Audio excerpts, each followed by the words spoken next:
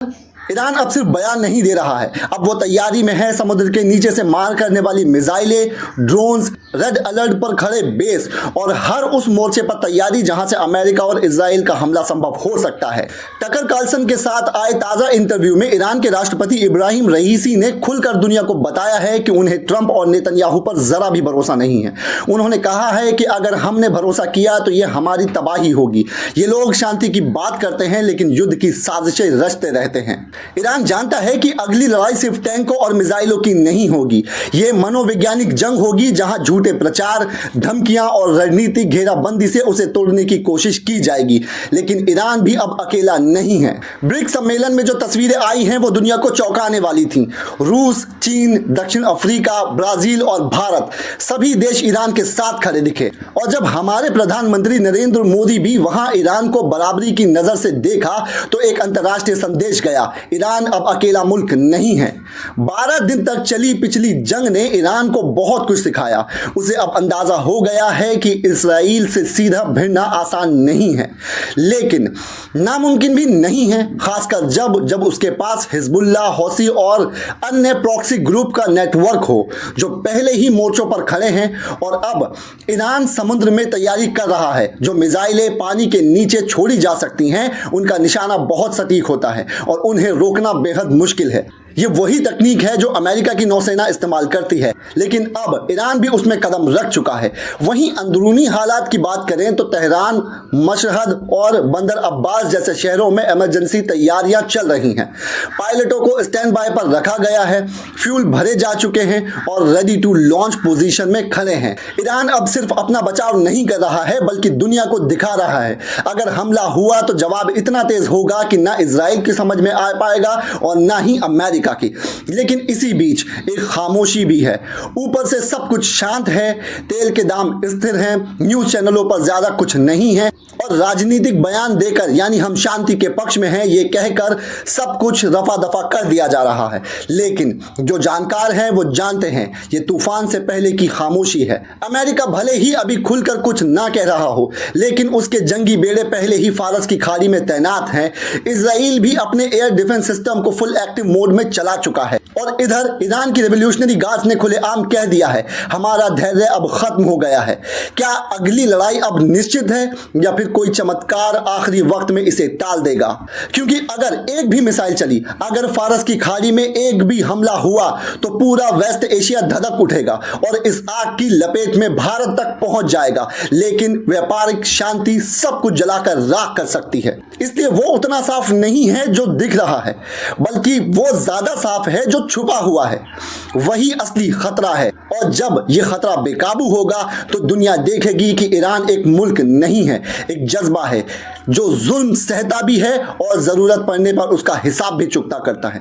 वहीं दूसरी तरफ अगर हम बात करें इजरायली सैनिकों पर हुए हमले की तो टाइम्स ऑफ इजराइल के अनुसार और अन्य कई सारी न्यूज एजेंसियां भी ये दावा कर रही हैं कि 7 जुलाई 2025 की रात अंधेरे में जब गाजा के उत्तरी इलाके में बैत हुनून की सड़कों पर सन्नाटा पसरा हुआ था, उसी वक्त एक भयानक योजना को अंजाम दिया गया था। सड़क के किनारे लगाए गए शक्तिशाली आईईडी बमों ने इस सन्नाटे को चीखों में बदल दिया। जैसे ही आईडीएफ के जवान वहां से गुजरे जमीन कांप उठी और भयानक विस्फोट की वजह से 5 जवान ढेर हो गए। 14 अन्य सैनिक गंभीर रूप से घायल हो चुके हैं तो कुछ होश में भी नहीं है। लेकिन कहानी यहां खत्म नहीं हुई। दरअसल ये महज एक ट्रैप था। कुछ ही मिनटों में जब घायल सैनिकों को बचाने के लिए एक बचाव दस्ता घटनास्थल पर पहुंचा तभी दूसरा धमाका हुआ और फिर तीसरा धमाका हुआ। यह कोई सामान्य विस्फोट नहीं था बल्कि एक घातक सीरीज थी जिसे जानबूझकर इस तरह डिजाइन किया गया था कि एक के बाद एक टीम को निशाना बनाया जा सके, जैसे कोई मौत का जाल बुना गया हो। टाइम्स ऑफ इजराइल के अनुसार इस हमले में मारे गए जवानों की पहचान की पुष्टि हो गई है। यह एक ऐसी यूनिट है जो पहले भी विवादों में रह चुकी है और काफी सारी चुनौतियों का सामना करती चली आई है। नेत्ज़ाह यहूदा बटालियन काफिर ब्रिगेड का हिस्सा है और हाल ही में इसे गाजा में तैनात तैनात किया गया था, लेकिन कोई नहीं जानता था कि इन जवानों की ये तैनाती आखिरी साबित होगी। ये वही सैनिक थे जो अपने देश के लिए दुश्मन की धरती पर सबसे खतरनाक इलाकों में डटे हुए थे, लेकिन दुश्मन ने न सिर्फ उन्हें बल्कि मदद को पहुंचे साथियों को भी छोड़ने का मौका नहीं दिया। टाइम्स ऑफ इजराइल की रिपोर्ट के अनुसार इस घातक हमले में आईईडी को एक ऐसे अंजाम से प्लान किया गया था कि पहले धमाके के बाद मदद को आए दल को भी उसी रास्ते से घसीट लिया जाएगा और फिर उन्हें भी खत्म कर दिया जाएगा। जब तीसरी टीम मौके पर पहुंची तो दुश्मन ने गोलियां बरसाना शुरू कर दी। ड्रोन और हेलीकॉप्टर से इलाके को कवर किया गया था, लेकिन तब तक बहुत देर हो चुकी थी। इस त्रासदी ने सिर्फ एक पल में 5 घरों को उजाड़ दिया। इस त्रासदी ने सिर्फ पल भर में 5 घरों को उजाड़ दिया और दर्जनों परिवारों को डर और दुख में डुबो दिया है। वो सैनिक जो जिंदा लौट सकते थे, उन्हें मौत तक पहुंचाने के लिए सब कुछ योजनाबद्ध किया गया था। दूसरे मीडिया प्लेटफॉर्म्स जैसे वाइनेट न्यूज, IFCJ और न्यूयॉर्क टाइम्स ने भी इस हमले की पुष्टि करते हुए टाइम्स ऑफ इजराइल की रिपोर्ट को सिद्ध किया है। वाइनेट की रिपोर्ट के मुताबिक यह हमला 3 हिस्सों में अंजाम दिया गया था। पहला विस्फोट, फिर बचाव दल को उड़ाना और अंत में गोलीबारी करना। इन अंतर्राष्ट्रीय रिपोर्टों से यह तो साफ है कि यह हमला आकस्मिक नहीं था, यह एक रणनीतिक हमला था। एक बार फिर गाजा में युद्ध के नियमों को कुचला गया और युद्ध के मैदान में वो भी मारे गए जो घायल थे और वो भी मारे गए जो बचाने गए थे। इस घटना ने इजरायली डिफेंस फोर्सेस के भीतर गुस्सा, शोक और सन्नाटा भर दिया है। प्रधानमंत्री कार्यालय और सेना के प्रमुख ने इसे प्री प्लान हत्या करार दिया है। लगेगी आग तो आएंगे घर कई जद में। यहाँ सिर्फ हमारा मकान थोड़ी है। अब बात करते हैं इंडिया में हुए अंधविश्वास के नाम पर एक भयानक हादसे की या भयानक रणनीति की। इस देश में आज भी हजारों महिलाएं हर दिन अपने ही समाज में एक खौफनाक डर के साए में जी रही हैं।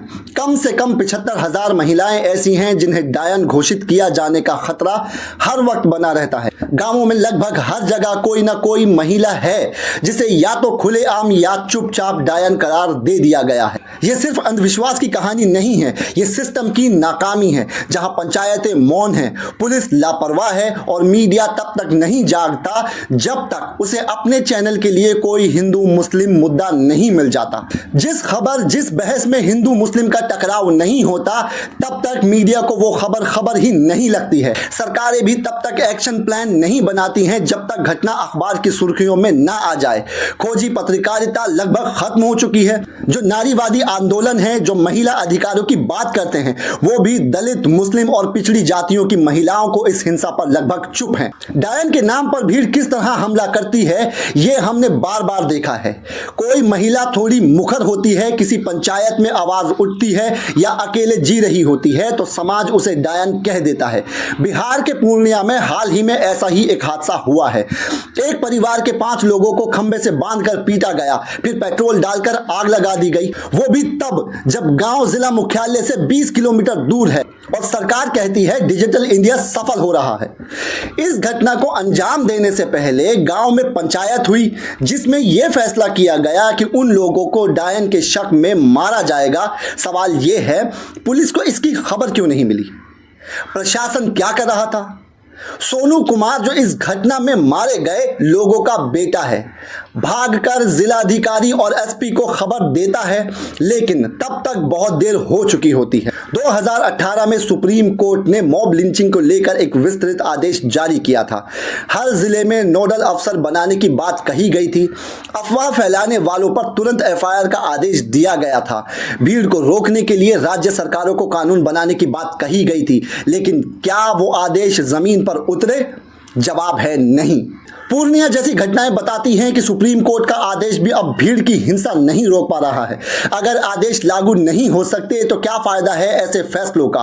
क्या अब हमें भीड़ को ही सुप्रीम कोर्ट मान लेना चाहिए? लगातार ट्रस्ट द्वारा किए गए एक सर्वे में सामने आया है कि डायन प्रथा का सबसे ज्यादा शिकार दलित महिलाएं और मुस्लिम महिलाएं और अति पिछड़ा वर्ग की महिलाएं होती हैं। इस सर्वे में 145 पीड़ित महिलाओं में लगभग 97% महिलाएं उन्हीं वर्गों में थीं और ध्यान दीजिए इनमें लगभग आधी महिलाएं दलित थीं। यानी 145 में से लगभग 70 में 75 महिलाएं। आंकड़ा अपने आप में बताता है कि डायन प्रथा सिर्फ अंधविश्वास नहीं है, बल्कि जातिगत हिंसा की एक रूपरेखा है। इन महिलाओं में से ज्यादातर ने स्कूल नहीं देखा और लगभग 56% महिलाएं जब प्रताड़ना का शिकार हुई तब किसी न किसी नेतृत्वकारी भूमिका में थीं। यानी जो महिला आवाज उठाना जानती थी उन्हें समाज ने सबसे पहले निशाना बनाया। सर्वे में यह भी सामने आया है कि जिन गांवों में ये घटनाएं होती हैं वहां के सरपंचों में 69% को यह तक नहीं पता था कि डायन प्रताड़ना पर 2000 में कानून बन चुका है। अगर 25 साल बाद भी कानून की जानकारी तक नहीं है तो कैसे उम्मीद की जाए कि वो कानून लागू भी हो रहा है। डायन के नाम पर हिंसा हो या धर्म के नाम पर हिंसा हो, गाय के नाम पर हिंसा हो या आस्था के नाम पर, सब में एक ही पैटर्न है, भीड़। और भारत में अब सबसे बड़ी अदालत भीड़ बन चुकी है। वो भीड़ कभी किसी की दुकान जला सकती है, कभी शहर को, कभी किसी की जिंदगी को। और सबसे दुखद बात यह है कि ये सब हमारे सामने हो रहा है, कैमरे के सामने हो रहा है। लेकिन शायद अब हम इतने आदी हो चुके हैं कि अब ये सब सामान्य लगने लगा है। प्रधानमंत्री वैज्ञानिक सोच की बात करते हैं, लेकिन समाज में वैज्ञानिक सोच की जगह अंधविश्वास ने ले ली है और उस अंधविश्वास को अब धर्म का चोला पहनाकर जायज ठहराया जा रहा है।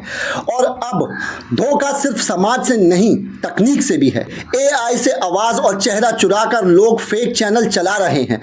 किसी भी भरोसेमंद आवाज और तस्वीर का इस्तेमाल करके लोग गुमराह कर रहे हैं। यह भरोसे के नाम पर तकनीक का दुरुपयोग है और यह भी एक तरह का धोखा है। तो ये पूरा समाज, ये सिस्टम, ये कानून, ये तकनीक जब तक सबका सही इस्तेमाल नहीं होगा तब तक डायन के नाम पर किसी की माँ, किसी की बहन, किसी की दादी जलाई जाती रहेंगी और हम सब यूं ही देखते रहेंगे।